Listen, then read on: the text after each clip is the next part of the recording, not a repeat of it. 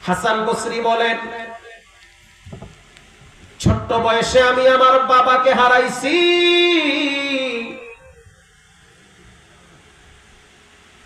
জন্মের পরে আমার আম্মা জান আমাকে হযরত ওমর রাদিয়াল্লাহু তাআলা আনহুর দরবারে নিয়ে গেল। আর হাসান বসরির মা নবীজির সহধর্মিণী উম্মাহাতুল মুমিনিন মা সালামা রাদিয়াল্লাহু তাআলা আনহার ঘরে ঝাড়ু দিত। মারহাবা বলেন। নবীজির ঘরে কি দিত? ঝাড়ু দিত। হাসান বসরি গর্বের সহিত মাঝে মাঝে বলতো যে আমি আমার মুখ দিয়া নবীজির একজন স্ত্রীর স্তন থেকে দুধ পান করে ধন্য হয়েছি।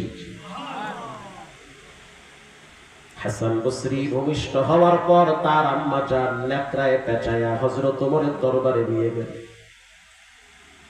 আর হযরত ওমর রাদিয়াল্লাহু তাআলা হাসান বসরির মাকে খুব মূল্যায়ন করত। অন্যতম কারণ হলো সে নবীর ঘরে ঝাড়ু দেয়, নবীর ঘর পরিষ্কার করে। আর এক বর্ণনায় আসছে, যখন হাসান বসরির মা রাস্তা দিয়ে চলতো, মদিনার মহিলারা বলতো, হাসানের মা তোমার শরীর থেকে একটা আলাদা ঘ্রাণ পাওয়া যায়।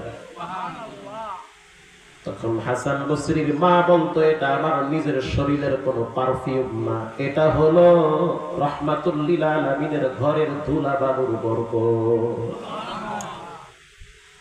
নেকড়ায় পেঁচায়া হযরত ওমরের দরবারে নিয়ে গেছে। উয়ুনুল হিকায়াতে আছে, ইবনুল জাওজি রাহমাতুল্লাহি আলাইহি লেখেন, হযরত ওমর রাদিয়াল্লাহু তাআলা আনহুর কোলে যখন হাসান রে দিছে, হযরত ওমর রাদিয়াল্লাহু তাআলা আনহু ঠোঁটের সাথে আঙ্গুল লাগায় বলতে আছে, মাশাআল্লাহ, চেহারা তো অনেক সুন্দর। মা বলতে আছে, চেহারা যেহেতু সুন্দর, আমার মন চাচ্ছে আপনি আমার ছেলেটার নাম রেখে দিবেন, আপনি নাম রাখেন।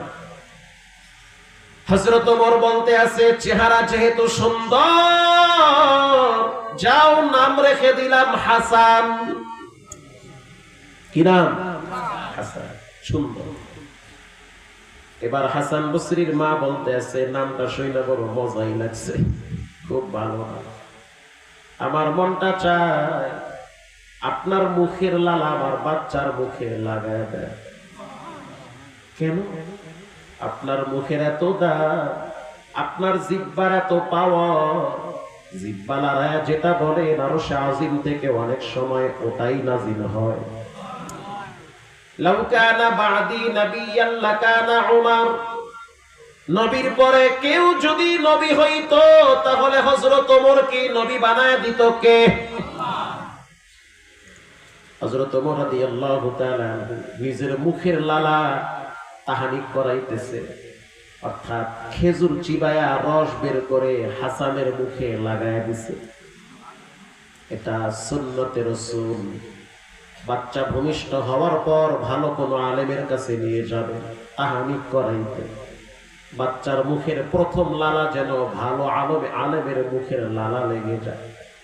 যেই জিহ্বা দিয়া মিথ্যা বলে না, হারাম খায় না, গীবত করে না, গীবত শুনেও না, যেই জিহ্বায় আল্লাহর জিকির, যেই জিহ্বায় কোরআন তেলাওয়াত, যেই জিহ্বায় রাত্রিবেলা চোখের পানি ছেড়ে কান্নার আওয়াজ, আল্লাহু হাজিরি আল্লাহু নাজিরি। হাসানের মা বলতে আছে, তাহানিক করাইছেন, খুশি হইছে, আমি চাই আমার বাচ্চার জন্য আপনি একটু সুন্দর করে দোয়া করে দিবেন। মারহাবা বলেন। জায়গা মতো গেছে না? আরে ওমরের কোলে পোলা দিছে, আপনি কি মনে করছেন দোয়া কি ছাড়া যাওয়া যায়? যাওয়া যায়। দোয়া বড় দামি জিনিস, যদি কারো জীবনে লাইগা যায় সে জিরো থেকে হিরো হয়ে যাবে।